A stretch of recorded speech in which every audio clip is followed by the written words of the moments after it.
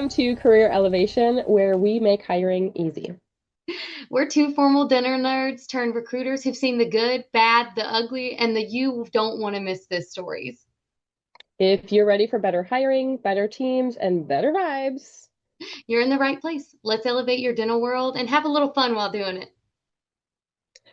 All right, so we're not going to blame offices, right? We're trying to raise the standards. We're trying to be kind. We're trying to help offices. We're trying to help people with recruiting because we know that this is our specialty, but it's not your specialty, right?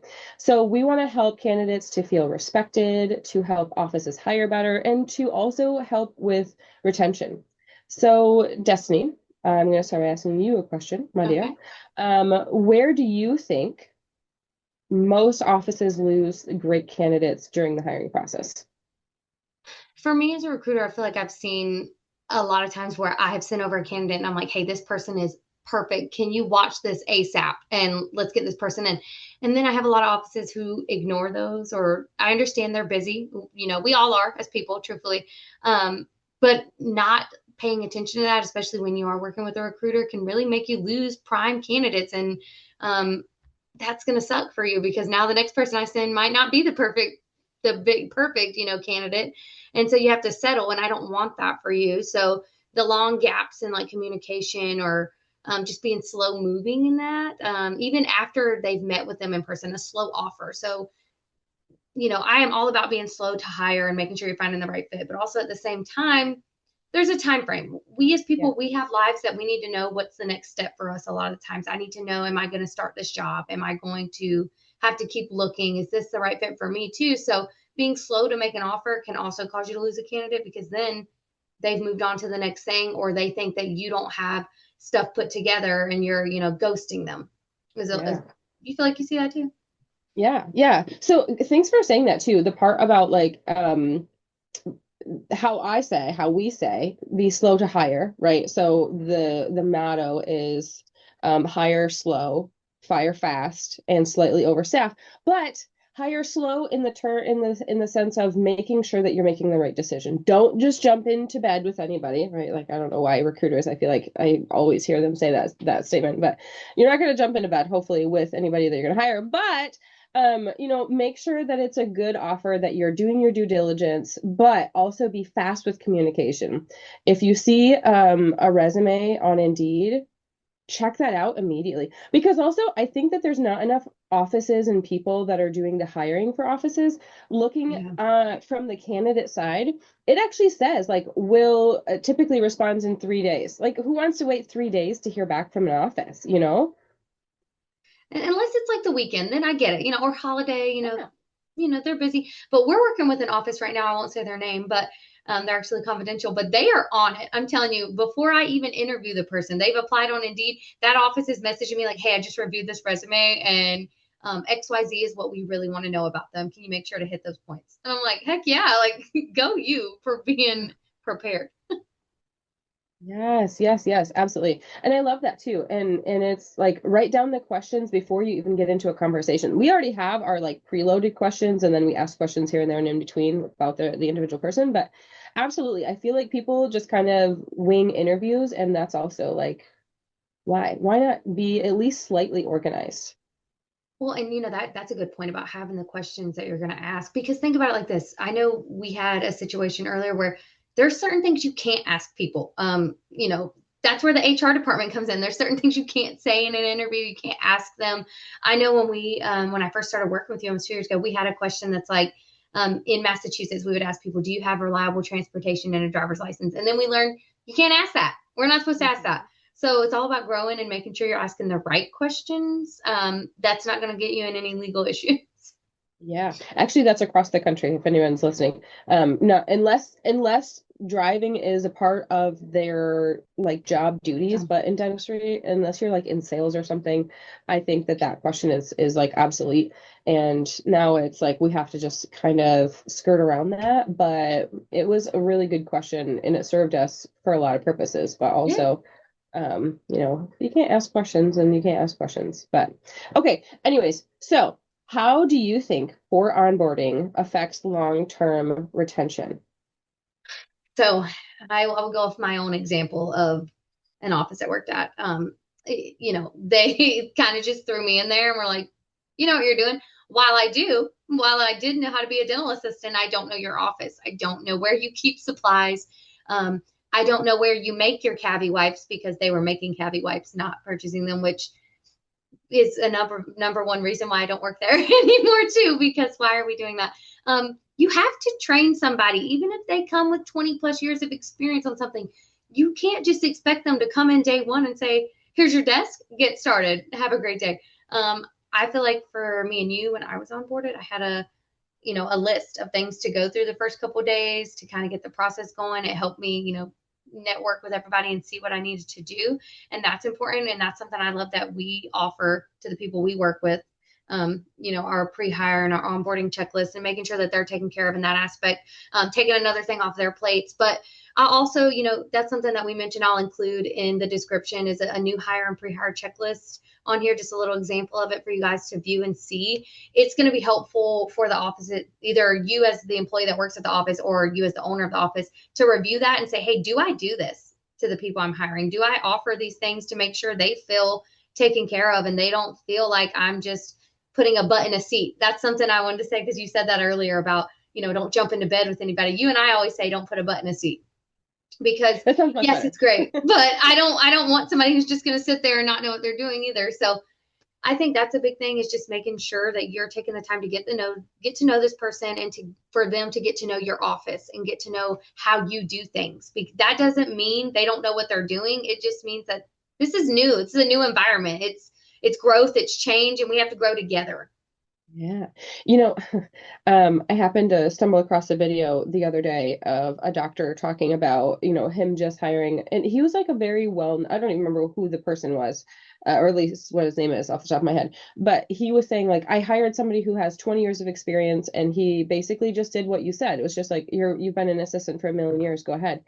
And I'm like, yeah, but also, no, bro. Like every dentist wants things slightly different, like, and also the order of what you want handed to you when. Like I've worked with doctors that they're very very routine in what they want, and other doctors that it's like, good Lord, I have 12 instruments in my hand because I don't know what you're gonna want.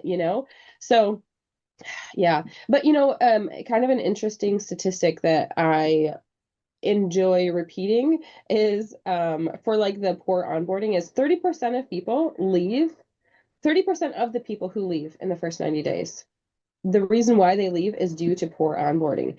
And that was why we kind of collectively created the pre-hire checklist and the new hire checklist. Do you think that we should share with them what's inside of it right now so they don't even have to click into it to know like if this is actually what they want? Should we do it? Yeah, do it. Let's do it. Okay. Let's give them a Okay. sample. Why not? So for the new hire checklist, we have some things in there about like putting like when you should put things onto a calendar, right? So obviously, like when you first bring the person on, you can start by saying like, at the end of each day or at the beginning of each day, like I want to make sure that I meet with you to figure out what you want, but like reserving that time, actually putting it on the calendar so that team member knows and feels that they actually are like that they're actually wanted there. You know what I mean? Yes. And then I also recommend to put like everything in the calendar like a year in advance, right? So like put it in your calendar for when is there 1 year, when is there 9 months, when is there 6 months, when is there 3 months, and then so you can kind of work forward or backwards, whatever, it doesn't really matter, so that they know we want you here, you are important to us, and there's a lot of other things in this document too, not just the calendar, but like, how is it good? How are you going to make their first day special? Are you going to have flowers there? Are you going to make or have breakfast or lunch? Give them answers to questions so that they don't feel bad asking, right? Like easy questions that people just don't think about because you're working through the hiring process. So like, do you allow food or drinks at your desk or your Good workstation? question. Yeah. And Ooh, Go ahead. You just brought about drinks. A fun thing that we also have that we share with some offices is you ask your staff their favorite things. Like my favorite things, we have a document for that too, that tells you, you hand it to your staff, and you should do that with all your staff members if you haven't before, but put that in your new hired, paperwork too. That way, ahead of time for their birthdays or, just special events like that. Maybe they really like Starbucks. I know for remote companies, it's different. They can't have breakfast or things there for you on your first day, but maybe send your new remote team member a $5 Starbucks gift card and say, hey, for your first day, get a coffee before you start so we can start the day on a good note. Like something Yeah. nice. And I don't even say that in the initial discovery call when I'm talking to offices, that whenever we hire somebody within like the first 90 days, we send them a nice little gift in the mail. And so for our remote teams, thankfully everyone gave us their address so we could ship it directly to them, because obviously we can't ship it to an office, but like a nice little notebook that's like dental specific, and some hair ties, and I don't know Some what all is in socks. there. Keychain. What else I put in there? A chapstick. I got Sometimes these cute little I have um headbands. Sometimes for like the hygienists or the assistants, we have headbands that you can clip your mask to. Those are cool. I got cute little tooth-shaped claw clips now. Like, That's cute. you can buy so much stuff on Amazon, and it will make your team members feel so much more loved. Exactly. Exactly. And that's from Amazon too. It's just like, just give them a little nice care package. Tell them like, where can you put your stuff? Do you have a space for a fridge? Like, to put your, for you could have a cold lunch. Do you have any swag to give them? Do you have any shirts to give them day one? All of that kind of stuff is what is in this new hire checklist. And make sure that you put it on the schedule for HIPAA and OSHA training. And do they Yes. need or have their Hep B vaccine? When do they need to renew their CPR? When you start a new job, there is so much stuff going through your brain. I feel like whenever I onboard a new team member, I am tired. And I don't even do half of the onboarding. Like, I have stuff preset so that it's not so hard to do the onboarding. But even though I'm not the one learning anymore, for 9 times out of 10, right? I'm still learning something new every day from a different person. But it's so important to make sure that they feel and know that the person that is working with them, that's hiring them, that they actually care, that they actually give a crap. Well, that kind of leads me to a thought that I have, and I know a lot of dental offices don't do it, but when I worked in the hospital back in high school, I worked in nutrition, and when you would train somebody, you got paid an extra like dollar or $1.50 an hour, I think, during training. And I think that's a good thing to do because, like you said, you're stressed when onboarding is happening, and you're not having to do all of it all the time. But one of the team members is, give them a little extra something during that time period, the first week or two, when they're having to really be with that person all the time and make sure that they're getting things handled because it's stressful on them. Now you're making their job worse and harder, which could lead them to maybe being unhappy and look for something else. And you don't want that. We don't want to lose any team members by bringing a new one on.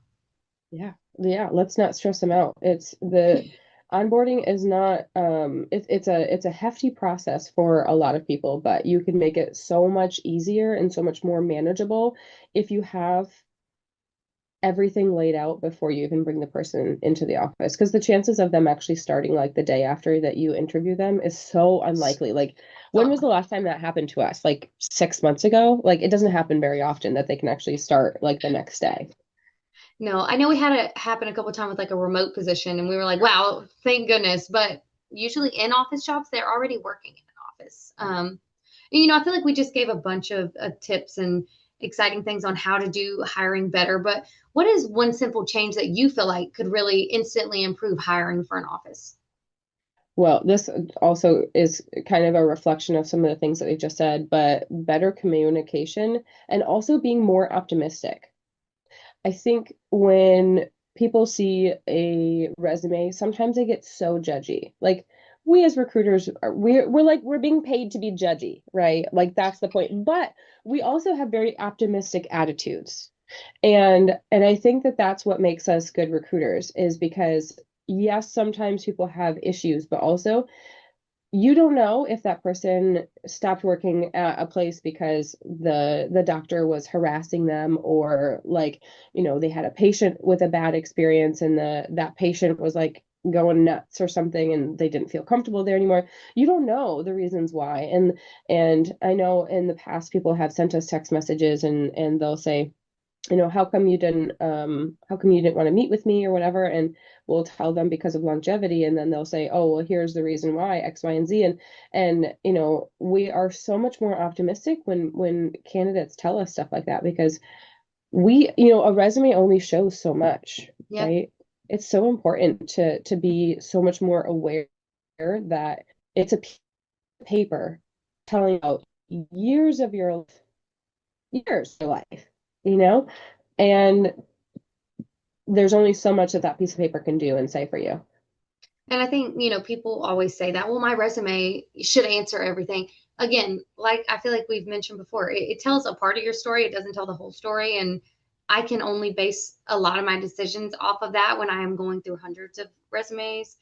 So when we do have those people who explain it to us, because obviously for me, with being a military spouse, until I got on with you and got to work remotely, I have to leave my offices quite often, and that sucks. But it's not because I want to. It's not for certain reasons.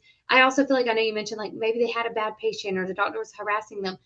That happens, but it shouldn't happen 5 times in a row. You shouldn't have 5 offices where you're like, we're there for a year and then have an excuse for every one of them on why you left. That we're getting a little You iffy know, there. That's a little bit of a red flag. for sure, for sure. That for some reason triggered in my brain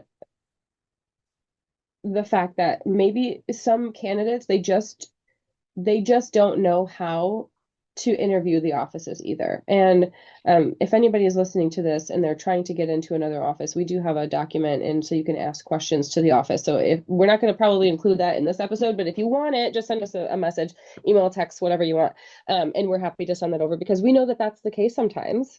Is that you maybe just don't understand how to find a good office, and that's why we are here, as Yeah. recruiters, is like we're the matchmakers in this situation. And like we mentioned in a past episode, is basically, we're there for the office, but I'm trying to make a good mutual fit. I'm not going to send a candidate somewhere just because I think the office would like you. If you tell me straight up you don't want to work at an office where the husband and wife work there together, and this is that office, I'm going to tell you in the interview, hey, this isn't going to be a fit for you because XYZ. And a lot of times they're appreciative of that. I'm not going to waste your time, my time, the office's time when you just told me it's not going to be a match. Yeah, yeah, for sure. And I agree. There's a lot of husband and wife situations that are like not ideal. And There's I mean, some that are amazing though. We work with some that are wonderful. I talked to one of them today, and they both seem like they're gems of humans, right? But we only know so much of the story. So, Yeah. there's only so much that we know. But My unicorn office that I love, I still go to as a patient here. His wife is the assistant, and and so I was at their wedding, like everything. Wonderful people, never give you that negative vibe of like a husband and wife Mhm. working together. So it is out there. Don't judge everybody based on that. I'm not telling you to judge people, but judge the people. Go in there and interview the people and see how they are. When you're in there for the interview, ask the other staff, how is the environment? You Mhm. can do that. You're welcome to do that. And they may be honest with you, they may not. Who knows? Sometimes I think you don't even necessarily have to ask it. You can just feel the aura in the environment between the two, betwixt the two, or just with the other team members. Like I had before I started Career Elevation, I was working with my husband for a short bit of time to help him while I was transitioning into this, and it was a terrible fit. Terrible. And that's why I try to be super cognizant of that. But I know that there are some that make a perfect match. And I wish that we were like that, but it just like we're a perfect match at home, but not 24/7 working together. And that's okay. It's Love no each other, shame. not as coworkers, and that's fine. Absolutely. He's not the boss that I want. Well, having like the perfect match scenario leads me into my next question of what do you think candidates notice about offices that doctors often overlook when in the hiring process? Sometimes organization is a really big thing. But I think like having a clear, organized, honest job description or job ad is super important. Making sure that when you're reading, like you post the job ad, But if you as the person who wrote it don't actually want to read it, nobody else is going to want to read it, right? So make sure that it's clear and concise. And then also having consistent interview questions so that you are not just like asking willy-nilly questions here and there to each candidate. You want to make sure that that you actually feel like you've asked the every, 5 candidates or 10 candidates that you feel that you have the answer to the question for every single person, because that's the best way to judge if this Yeah, person's you need going to comparison. fit into your practice. I also love and this for every single job that we hire for. We do a pre-interviewing office video, and it's just like this. It's my little bobbly head. I'm talking about the practice. So I put in the description the address, the website, the office hours.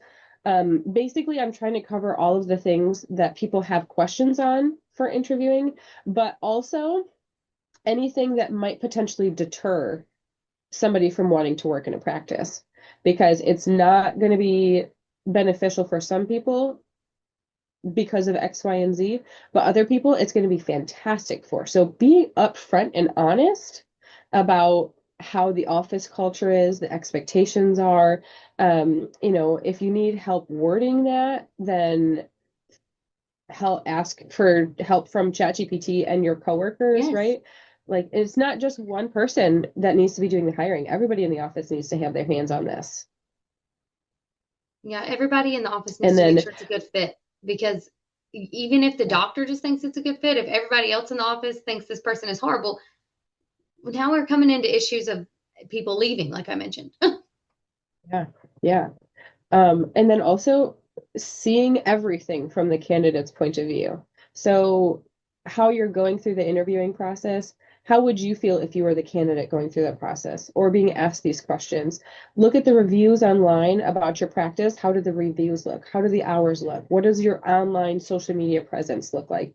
What does the pay look like compared to other people? I get asked this question all the time, and I'm like, it just takes like 5 minutes to figure that out on Indeed, but I'm happy to answer it for you. I'm happy to figure it out for you. But, there's a lot of things. What do they miss about like what do offices overlook? I feel like also like going back to the pay, there's a gap right now in hygiene. It just is, and that's a hard topic to broach. But right now, hygienists are so needed that the asking pay is higher. And when you're an office who needs a hygienist, and you need one today, and not 2 months from now, you may have to compromise on that. You may have to up your pay, and in turn up your other hygienist pay. Which I get it. You don't want to. You got to worry about your overhead, but at the same time, if you don't have a hygienist in that chair, what is that costing you? That's so true. And I don't think people think about that part enough. When the hygienist isn't in the chair, what is that costing you? Which reminds me too, in a few weeks on February 18th, depending on when you're listening to this, you can either catch it live or you can catch it afterwards. But Megan Greco is going to be a speaker for Career Elevation, and her title of her webinar is Hygiene Doesn't Have to Be a Lost Leader. And so she's going to be talking about how, because there's so many people that are like, well, I can't afford to pay my hygienist this. And it's like, well, she's going to help us uncover how you can pay them so that you can put a butt in a seat instead of having no butt in a seat. You can Yeah. get a good quality person in a seat. Because you probably can't afford to not have a butt in the seat. Yeah. And the cost of like giving somebody $1 or $2 or $5 an hour more is so much less than having to completely replace them. Not even talking about with a recruiter, Yeah. but the whole onboarding process, the cost of posting the jobs, the time spent interviewing, the time spent training, and then burnout from other team members. They say statistically it's 30% of the person's wages for the first year is how much when somebody leaves and you have to replace them. That's how much it costs. It's 30% of that person's wage. You know Five what? dollars an hour more is not going to hit that. I'm gonna stop you there because that's our next web podcast episode, and I don't want you to give away all the tips and tricks on that. So uh, tune in for the next one so that you can hear everything Wendy was wanting to tell you now. Okay. So, all right, friends. Is there anything else that I missed, Destiny? I don't think so. I think that if you need more help, feel free to send us a text message, give us a call. I will have the number attached and we can walk you through. We do coaching as well. So Yeah. we're here. Yeah. All right, friends, that's a wrap. If today's episode gave you a laugh or a tip or maybe just a little sanity, hit the follow and the share with somebody else on your team, another friend, somebody in dentistry who needs a tiny little miracle in their hiring life. We've got more stories, strategy, and sass coming your way. Until next time, stay elevated.